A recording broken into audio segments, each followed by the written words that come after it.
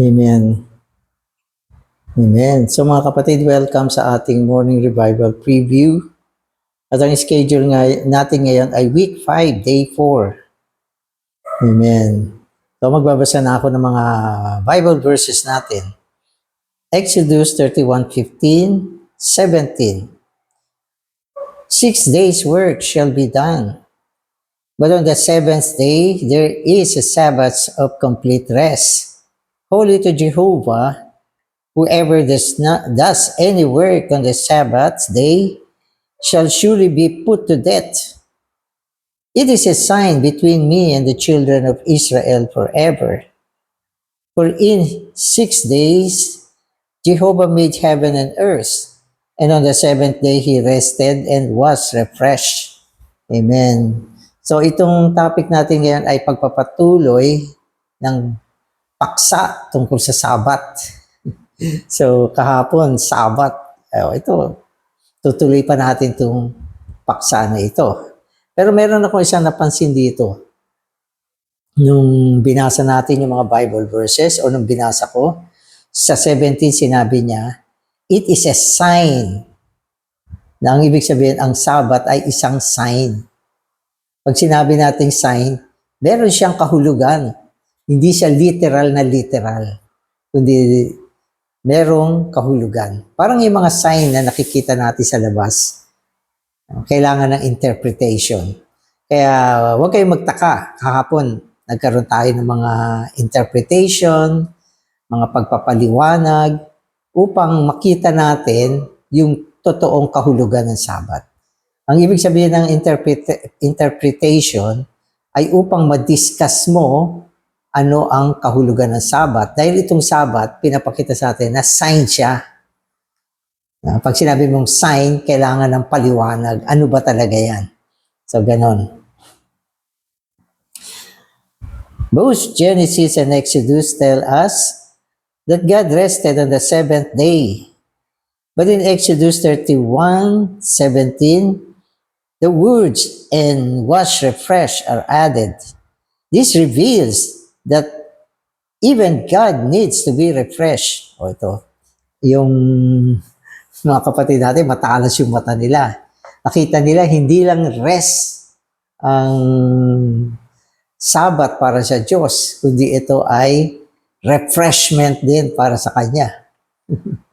So, nung siya ay nagpahinga, bukod sa nagpahinga siya, na-refresh din siya. Yun. So, ang Diyos, kailangan din ma-refresh. To rest is one thing, but to be refreshed is something further. For us to rest, we do not need anything in particular. It is sufficient either to sit down or to lie down. But to be refreshed, we need something to eat or drink. We often refer to food and drink as refreshment. The point here is that if we would be refreshed, we need something to be a refreshment to us. The same is true of God. God needs something to refresh Him. What is it that refreshes God? So, ang tanong, ano ba yung naka-refresh sa Diyos? Kasi binanggit sa atin, nung siya ay nagpahinga, bukod sa pagpapahinga, na-refresh din siya. No? Para bang minsan tayo, ganyan din. Nagpapahinga ka, itataas mo yung paa mo, parang may kulang. Parang kailangan meron kang man lang, iniinom o kinakain at iniinom. Parang pinaka-refreshment. Nakakaginhawa. So, nasubukan niyo ba yon? Ako kasi madalas pag nakaupo ako, gusto ko at least nagkakape ko, o kaya naman ay umiinom ng malamig, o parang nakaka-refresh. Katulad din ito. Habang nag-speak ako, meron akong iniinom dito. Nakakadagdag kasi yan ng ng pampaginhawa. Ang refreshment, parang kasiyahan mo bukod sa nagpapahinga ka pa. Ang Diyos natin, ganyan din. Nagpahinga siya at na-refresh din siya. At tinatanong sa atin, ano ba yung bagay na naka-refresh sa Kanya? So, sasagutin niya nitong ating mensahe. Amen. So, today's reading na ako. Perhaps you have read Exodus 31 a number of times without ever being impressed by the fact that God needs to be refreshed. The Bible reveals that after God's work of creation was completed, He rested and was refreshed. Ang linaw. On what did God rest? He rested on His creation. Amen. To illustrate, suppose a craftsman spends a long time making a very special chair. When his work is finished, he may rest on the very chair he was made, enjoying it and thinking about it. Amen. So yung eksena rito, nung ikapitong araw, pagkatapos na ang Diyos ay, nakumpleto na niya yung kanyang ginawa, nung ikapitong araw, nagpahinga na siya. Kaso, ang sinabi ng Biblia, hindi lang siya nagpahinga, na-refresh pa siya. Nagpahinga siya at na-refresh siya. So, ano ba yung mga bagay dito na naging sanhi ng kanyang kapahingahan at siya ay na-refresh? So, ang sinasabi rito, siya ay nagpahinga, no, habang tinitignan niya ang kanyang mga nilikha. So, madalas ganyan eh. Hanggang natapos ka na, habang nagpapahinga ka, pwedeng iniisip mo o tinitingnan mo kung ano yung mga ginawa mo. Parang ganun. So, sa Diyos, ganyan din. Naku, ang Diyos natin, Diyos ng kagandahan. Kaya pagkatapos niya lumikha, tinignan niya yung mga senaryo na nilikha niya. Wow! Ang mga bundok, sangkalangitan, ang mga tubig, mga hayop na gumagalaw, nagliliparan. No, parang ang ganda ng kanyang pakiramdam. Namalas niya ang kagandahan ng kanyang nilikha na naging sanhi ng kanyang kapahingahan. Katulad din ng sinasabi niya, merong isang halimbawa rito, isang manggagawa, craftsman. Craftsman. So ito yung mga gumagawa ng mga furniture. Gumawa siya ng isang special na upuan. Ang ganda ng pagkagawa niya. No? Very artistic. At nagandahan siya rito. Kaya ang ginawa niya, doon siya naupo at doon siya nagpahinga. Ibig sabihin, in-enjoy niya yung bagay na kanyang ginawa. Parang ganyan din ang Diyos. No, yung kanyang kapahingahan ay kasama ang kanyang pagpapahinga sa mga bagay na kanyang ginawa. So, yun yung sinasabi dito.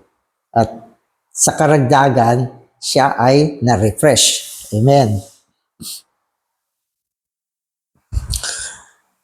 When I have finished writing something, I may sit back, look at what I have written, and enjoy it. I particularly enjoy the light I have received from the Lord through His Word. Likewise, sisters who make their own clothing may enjoy a good rest after they have finished making a particular garment. In the same principle, after God created man, He rested. He could look upon His handiwork, at the heavens, the earth, and all the living things, especially at man, and say, very good. Then God could rest and be refreshed. Amen. So, para ma-impress tayo, syempre, kailangan ng mga ilang paglalarawan dito. Halimbawa, yung sumulat ng message na to, si Brother Lee. Sabi niya, nag-work siya. Kasi usually, ang mga brother natin na nag-serve sa ministry, nagsusulat yan eh. Susulat. Lalo si Brother Lee, hilig magsulat. Madalas, bago siya mag-speak, magsusulat. At pagkatapos siya magsulat, siyempre, mahirap din mag-compose ng mga material. lalo na spiritual, hindi marami nakakagawa niyan.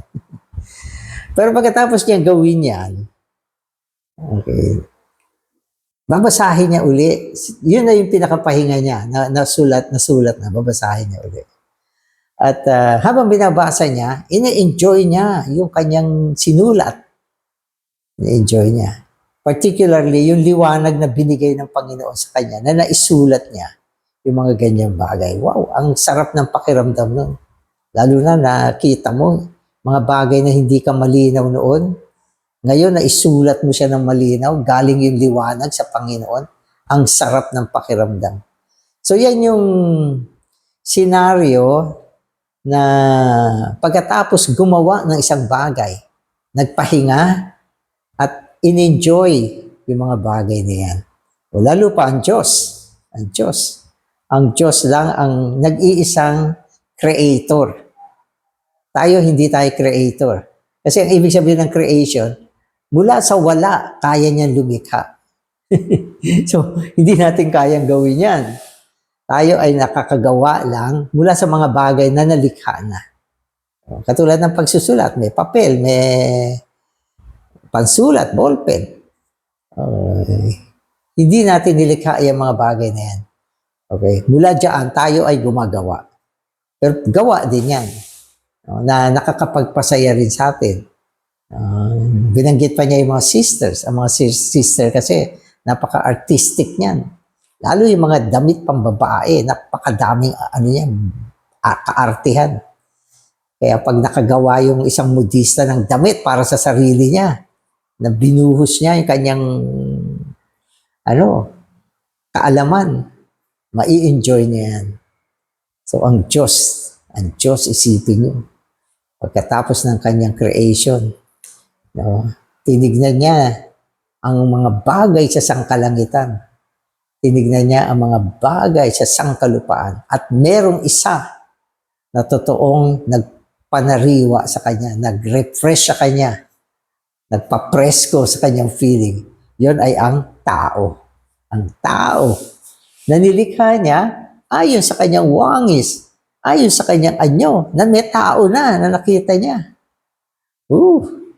Sabi ng Diyos, very good. So, nung nalikha yung tao, yung salita niya ay very good. Kasi may mga verse na pagkatapos niya likhain yung ilang araw, tinignan niya, good, sabi niya. Good. Good. Pero nung ika-6 na araw, nilikha niya ang tao. Siya na ang nagsabi, very good. Yan ang dahilan. Bakit?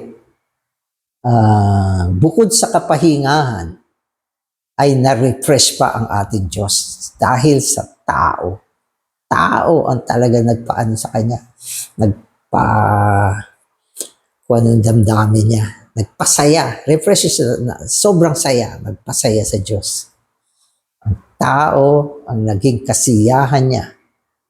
Nung siya ay matapos lumikha. Amen. Kumbaga sa yan yung masterpiece. Kaya yan yung huli niyang ginawa Ginawa niya muna lahat ng bagay para sa tao. Bago niya nilikha ang tao, siya ay na-refresh. Very good. Amen. Amen. So with what was God refreshed? God was refreshed with man. Amen. With what God refreshed? God was refreshed with man. Man was God's refreshment. God loved man. He created him in his own image with the Spirit so that man could have fellowship with him. Man, therefore, was God's refreshment. So, nasagot na yung tanong natin. Ano ang refreshment ng Diyos? Ang tao. Ang tao na kanyang nilikha. Sobrang nagpasaya sa kanya. Ang tao, ito lang yung nilikha ayon sa wangis at anyo ng Diyos. At itong tao, may espiritu upang pwede siyang magsalamuha sa Diyos. So, ang ganda ng nilikha ng Diyos. Sapagkat maganda ang nilikha ng Diyos, sipin nyo, napakaganda nitong buong universe. Pero kung walang tao itong mundo, kung kagito, wala siyang kahulugan. Di ba? Wala. Ang buong sangkalupaan ay wala rin silbi sa Diyos kapag walang tao. Ano ba ang silbi ng langit at lupa? Dahil ang langit ng lupa ay nagtutusto sa pangangailangan ng tao. Di ba? So kung wala ang tao, walang silbi ang langit at lupa. Ang tao ang tinutustusan niya. Pero ano naman ang silbi ng tao kung hindi siya para sa Diyos? Wala. Di ba? Para saan siya? Diba? Para saan siya? Oo, ini-enjoy niya yung nilikha ng Diyos. Nabubuhay siya. Natutustusan siya. Pero anong kahulugan ng kanyang buhay? Siya ay refreshment ng Diyos. Siya ay nandiyan dyan upang maging pagtatamasa ng Diyos. So mga kapatid, tayo ay hindi para sa enjoyment ng Diyos. Para saan tayo? Ano ang silbi natin? Ang ibig mo ba sabihin, i-enjoyin lang natin itong creation? Pagkatapos mawawala na tayo sa lupa? Sayang. Di ba? Dapat umabot tayo na nabibigyan natin ng kaluguran ng Diyos. Then maging yung buhay natin may kahulugan. Di ba? Tandaan nyo, tayo ang nagpapasaya sa Diyos. Amen. Ito, God said, "It is not good for the man to be alone. I will make him a helper as his counterpart." Okay, so ito ang kasunod niya. This word has a significance in typology and indicates that it was not good for God to be alone. Sabi ng Diyos sa tao, hindi mabuti sa tao ang nag-iisa. Pero yan ay sinalita ng Diyos tungkol sa kanyang sarili. Sapagkat nung nilikha niya ang tao, ayon sa kanyang wangis at larawan, ang tao ay naging representative ng Diyos. Nire-represent niya, siya ang kinatawan ng Diyos. Yung tao na dama niya, hindi maganda sa kanya nag-iisa. Yan ay representation ng damdamin ng Diyos na kung saan hindi maganda sa Diyos ang nag-iisa. Kaya nung nalikha yung tao, ang Diyos ay nakumpleto. Nakumpleto siya. Yung kanyang counterpart, umiral na. Tao ang kailangan ng Diyos. Amen. Before God created man, God could be compared to a bachelor. Some may criticize us for using the word bachelor to speak of our holy God. But I realize that God is happy to hear this word used with respect to himself. Perhaps God could say, "My child, this word touches my heart. I truly was a bachelor before I created mankind." Amen. So ano siya bago niya nilikha yung tao? Siya ay katulad ng bachelor, binata, walang nag-iisa sa buhay. Diba? Tama naman.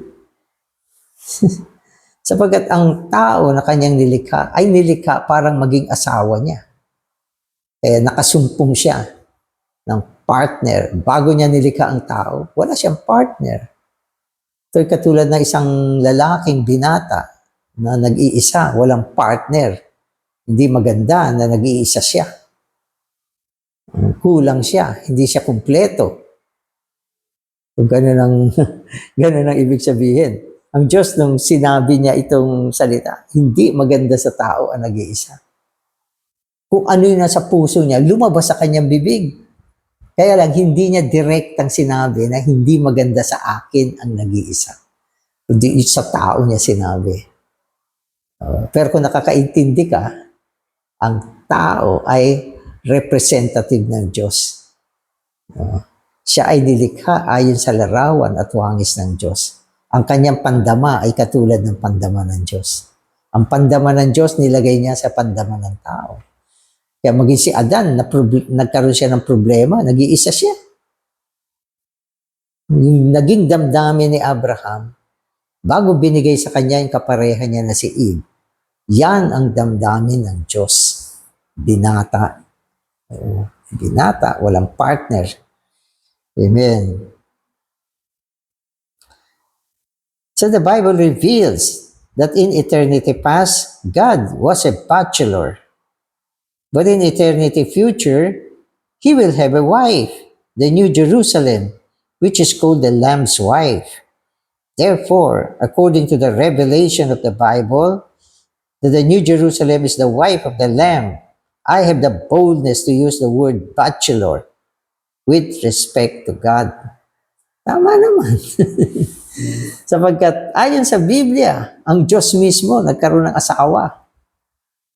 At ang kanya naging asawa ay ang bagong Jerusalem. Basahin yung Biblia sa huling bahagi. Sa huling bahagi ng Biblia, ang bagong Jerusalem, ang asawa. Diba? At ang Diyos na nagkatawang tao, si Kristo na siyang kordero, ay kinasal pa. Kaya tama yung konsepto na bago nilikha ng Diyos ang tao, siya ay binata. Ang ibig sabihin ng binata, wala pang partner, wala pang asawa. Pero noon nalikha na ang tao, wow, na-refresh ang Diyos. Nakadama siya ng kakumpletohan. Nakadama siya ng kanyang partner. Kaya siya ay na-refresh. So yun pala yun. Kaya yung word na refresh dito, ngayon, alam na natin ang kahulugan. Dahil nakita ng Diyos ang tao na kanyang nilikha.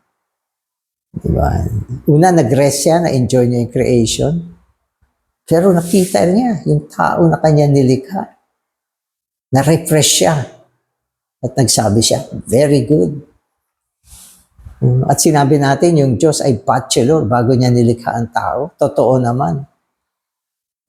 Baka yung mga tao sa religion, Diyos, binata, sinasabi niyo sa Diyos yan. Pero ang Diyos matutuwa dyan sa salita niya. Sapagat yan ay makakahipo sa kanyang puso. At sasabihin niya, oo nga, totoo. Na bago ko nilikha ang tao, ako ay isang binata. Pero pagdating ng huling bahagi ng Biblia, ano makikita natin? The New Jerusalem. Ang asawa, no? At pangasawa ni Kristo. Kaya sa huling bahagi ng Biblia, the Spirit, ang Diyos, and the bride, ang Ecclesia, na binubuo ng mga tao na nilikha ng Diyos. Amen. Amen.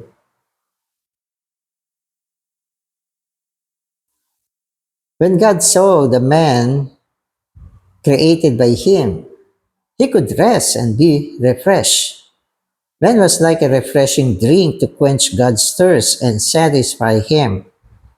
When God ended His work and began to rest, He had man as His companion. To God, the seventh day was a day of rest and refreshment. However, to man, God's companion, the day of rest and refreshment was the first day. Man's first day was a day of enjoyment. Amen. So, ang ganda ng pagka-expound nito. No? Yung seventh day, sa Diyos ay kapahingahan. Kasi natapos na niya yung kanyang gawain. No? At bukod sa kanyang kapahingahan, na-refresh pa siya dahil ang tao ay nailikha. Ang tao ay nalikha din. Nalikha bilang kanyang counterpart na pupuno sa kanya, no, upang siya ay hindi manatiling binata. So, refresh. Sa tao naman, okay, itong seventh day ay ang kanyang unang araw. Kanyang unang araw na kung saan na-enjoy niya ang lahat ng nilikha ng Diyos, no, na para sa kanya. At ang special na bagay na yan, ang Diyos at ang tao ay magkasamang nagpahinga. Diba? Yan ang unang pagsasamahan ng Diyos at tao, tao at Diyos. Kaya yan ang significance at kahulugan ng Sabat. Diba ang ganda? Kaya sign siya na sumasagisag sa pagtatamasa ng Diyos at ng tao ng magkasama. Amen. Amen. It is a divine principle that God does not ask us to work until we have had enjoyment.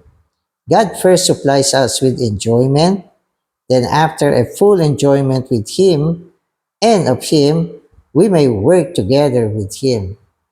Amen. So yung principle ng Sabat ay simula ng tao kasama ang Diyos kasama ang tao para magkasamang gumawa. So yan ang isa sa pinakamagandang principle ng Sabat. Ito ay isang kapahingahan na magkasama ang Diyos at ang tao upang sa pamamagitan nitong simula na ito, maging magkasama sila sa gawain ng buong ekonomiya ng Diyos. Kaya ito ay isang pagpapatunay na tayo mga gumagawa, lilingkod para sa Panginoon. Mahalaga na kasama natin ang Panginoon. Wala siyang kulang sa atin.